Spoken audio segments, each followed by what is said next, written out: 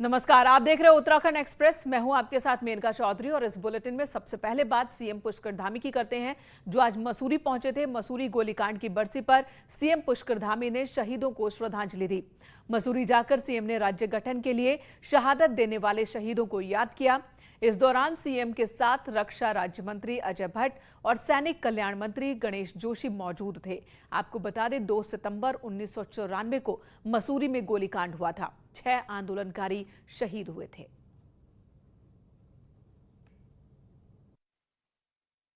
मैं आज सबसे पहले तो इस दिवस पर हमारी बेलमती चौहान जी, हंसा धनई जी, बलबीर सिंह नेगी जी, धनपत सिंह जी, मदन मोहन गोसाई जी, राय सिंह बंगारी जी, सभी को मैं नमन करता हूं कि जिसके कारण से, इनके बलिदान के कारण से हमको उत्तराखंड राज्य की प्राप्ति हुई, हमें नया राज्य प्राप्त हुआ और हम सब लोगों को नए अवसर प्राप्त हुए। शहीदों ने जो प्रण लिया था, उनके प्रण को मद्देनजर रखते हुए ही जनहित की योजनाओं को हम बना रहे हैं। बहुत सारी योजनाएं हैं, अगर बताएंगे तो एक श्रृंखला बनेगी, इसलिए शहीदों के बारे में जितना बोला जाए उतना कम है। इधर उत्तराखंड ओपन यूनिवर्सिटी में फर्जी भर्ती के मामले में राजनीति तेज हो चुकी है। आम आदमी पार्टी ने आज प्रेस कॉन्फ्रेंस करके सीधे मंत्री धन सिंह रावत को टारगेट किया और मंत्री और कुलपति को करप्ट बताते हुए सीएम से बर्खास्त करने की मांग की।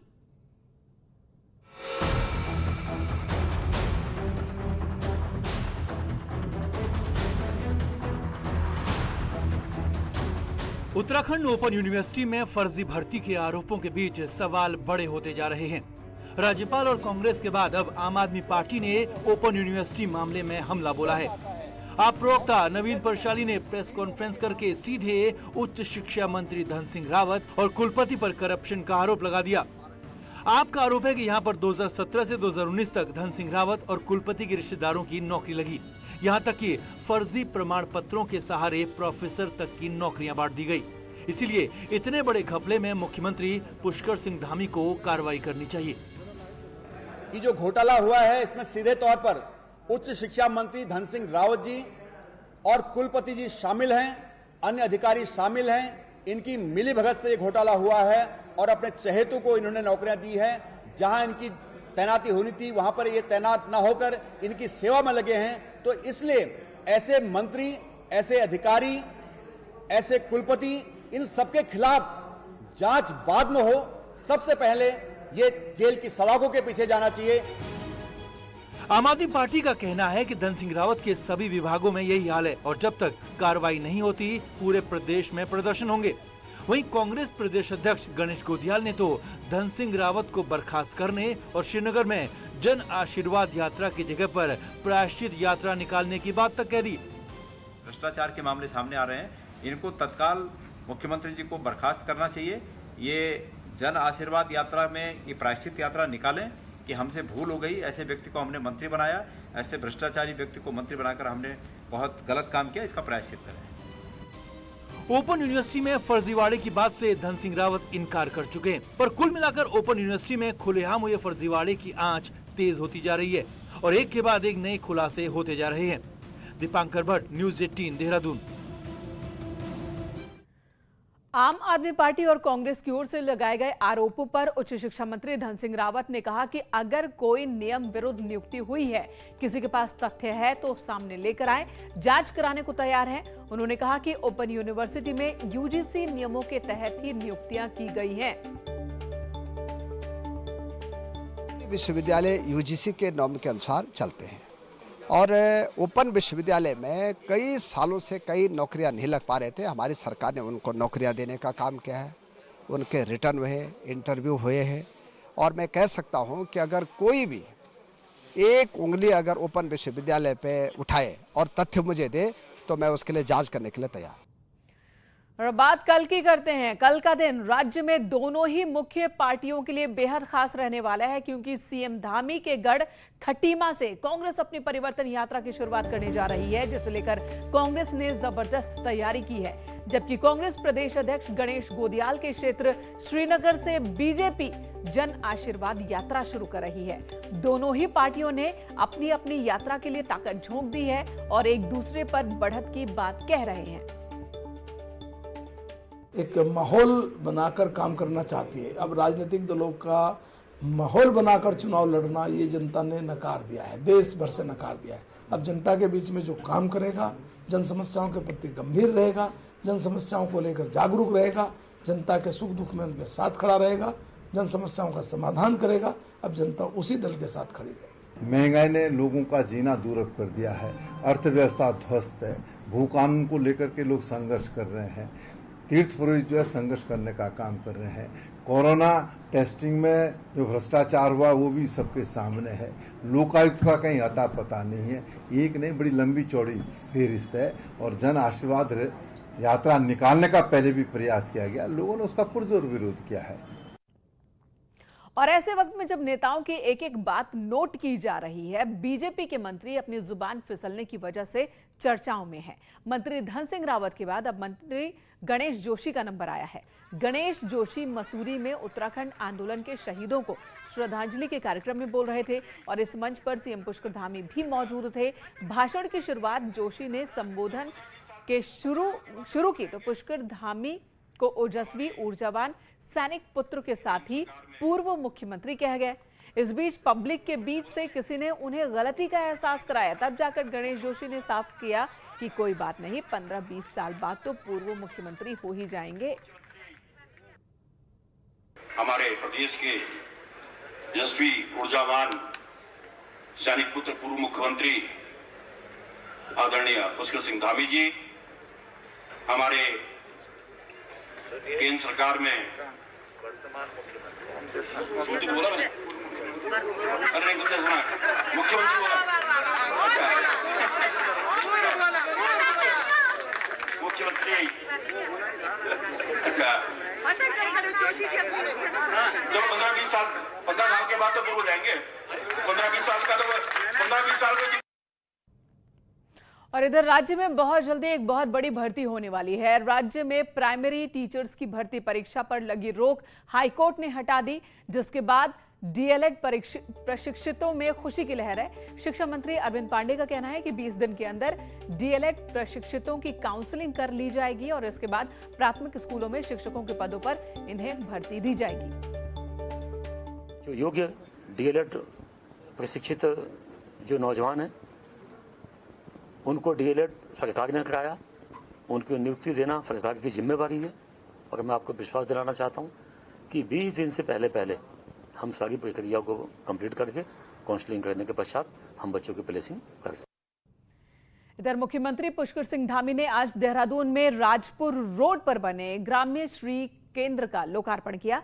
इस सेलिंग सेंटर में जलागम विभाग कृषक संघों के प्रोडक्ट उपलब्ध रहेंगे, जिससे करीब 14,000 किसान जुड़े होंगे, ये दावे किए जा रहे हैं। मुख्यमंत्री ने कहा कि इस तरह के सेंटर से उपभोक्ताओं को क्वालिटी वाले प्रोडक्ट मिलेंगे तो किसान और गांव वालों को मार्केट मिलेगा। साथ ही सीएम ने यह भी कहा कि हमें मार्केट के मुताबिक खेती करनी होगी, तभी किसानों को ज्यादा फायदा होगा। लगभग 14,000 किसानों के द्वारा जो एक अपना क्लस्टर बनाया गया है, उनके द्वारा जो भी संबंधित सामान बनाया जाएगा, जो चीज़ बनाई जाएगी, राजधानी उपलब्ध कराया जाएगा और निश्चित रूप से किसानों का जो उत्पाद है उसको बेचने के लिए, उसको मार्केट में लाने के लिए। सोशल मीडिया पर एक वीडियो वायरल हो रहा है जिसमें पुलिस और बीजेपी कार्यकर्ताओं के बीच जमकर नोकझोंक हो रही है, जिसके बाद एक कार्यकर्ता की पुलिस ने जमकर पिटाई कर दी। ये वीडियो रुड़की मंगलौर कोतवाली का बताया जा रहा है, जिसमें पुलिस 26 लाख की ठगी के आरोप में एक युवक को कोतवाली लेकर पहुंची थी। पुलिस के मुताबिक बीजेपी कार्यकर्ता आरोपी को छुड़ाने पहुंचे थे और इसी मांग के साथ कोतवाली पहुंचे, जहां पुलिस के साथ नोकझोंक शुरू हो गई। एसपी देहात का कहना है कि पूरे मामले की जांच पड़ताल की जा रही है, जिसके बाद ही आगे की कार्रवाई होगी। मूलतः कि 420 का एक अभियुक्त जिसकी अरेस्टिंग के बाद जब थाने लाया जा रहा था, तो उसके बाद कुछ उस अभियुक्त के पक्ष में कुछ लोगों के द्वारा वहां पर आके धरना प्रदर्शन तक की कार्रवाई की गई थी। इसमें पूरे प्रकरण में हालांकि उनका आरोप था कि जो एसएचओ हैं उन्होंने उनकी संबद्धता की गई है। इस पूरे प्रकरण को एसएसपी महोदय ने संज्ञान में लिया। देहरादून के रानी पोखरी में करीब 60 साल पुराना पुल ध्वस्त हो गया। अब हालात ये हैं कि राज्य में 600 से ज्यादा ऐसे पुल हैं जो सालों पुराने हैं, तो साथ ही साथ उनकी कम लोड कैपेसिटी ने उन्हें और भी ज्यादा खतरनाक बना दिया है। अब आनन फानन में सरकार ने सभी पुलों का सेफ्टी ऑडिट कराने का फैसला लिया।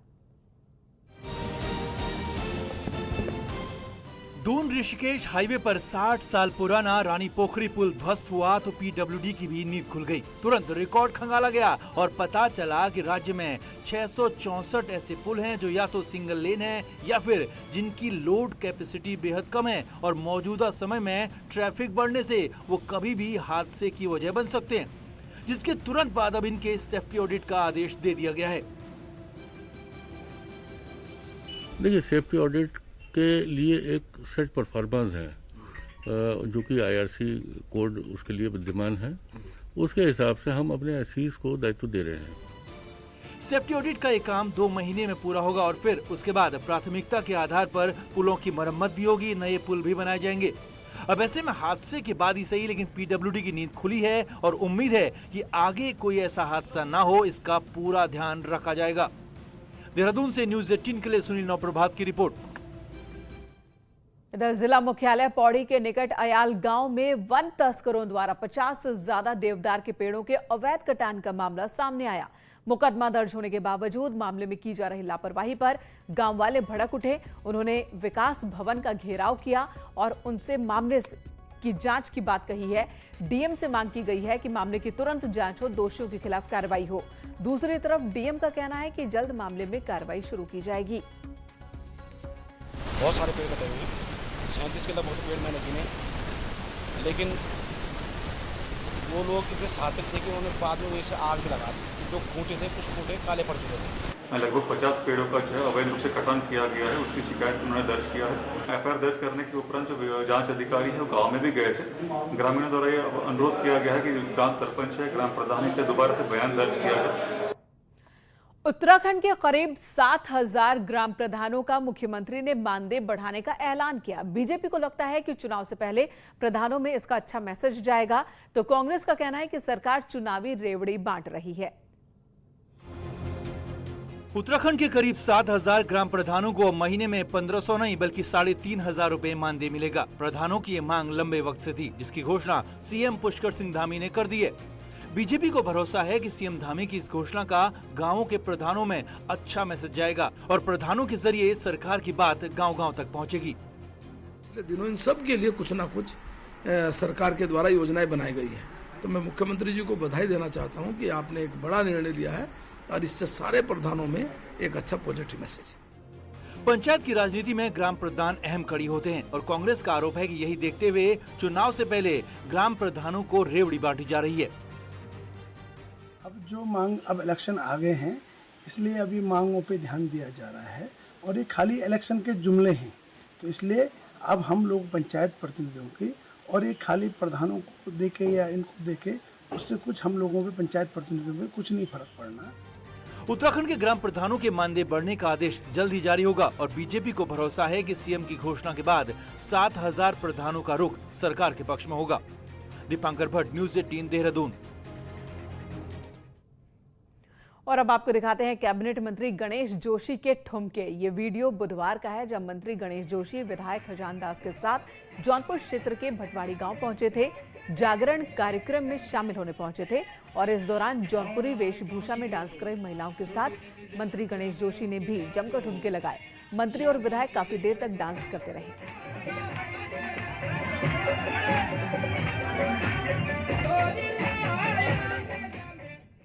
उधर टिहरी में खाद्य सुरक्षा विभाग ने छापेमारी की और इस अभियान के दौरान मीट की दुकानों में साफ सफाई नहीं होने और बासी मीट बेचने पर चालान भी काटे गए। कई दुकानों के संयुक्त रूप से चलाए गए छापेमारी अभियान में नगरपालिका और पशु चिकित्सक भी मौजूद थे। नई टिहरी बौराड़ी मार्केट में करीब आधा दर्जन लोगों के चालान काटे गए। उत्तराखंड को करीब 215 मेगावाट की 7 जल विद्युत परियोजनाओं को केंद्रीय पर्यावरण मंत्रालय और जल शक्ति मंत्रालय ने हरी झंडी दे दी है। ये वो परियोजनाएं हैं जिन पर करीब 50 से 90% तक काम हो चुका है, लेकिन लंबे वक्त से परियोजनाओं का काम अटका हुआ है। अलग अलग वजहों से काम रोकना पड़ा। ये सभी जल विद्युत परियोजनाएं गंगा या फिर गंगा के सहायक नदियों पर बन रही थी। इन हाइड्रो प्रोजेक्ट में तपोवन विष्णुगाद में धौली गंगा पर बना जो एनटीपीसी का प्रोजेक्ट भी शामिल है, जिसमें चमोली जिले के रैणी में फरवरी में आई आपदा की वजह से बड़ा नुकसान हुआ था।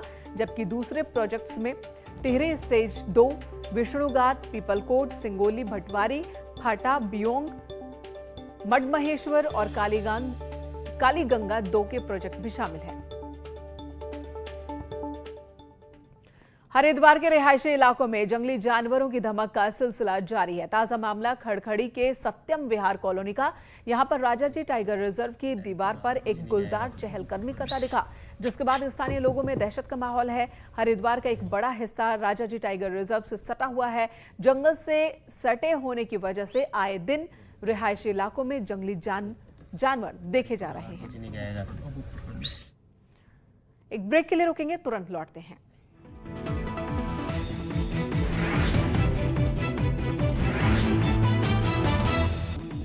सहारनपुर में दबंगों ने विवाद के बाद सहगल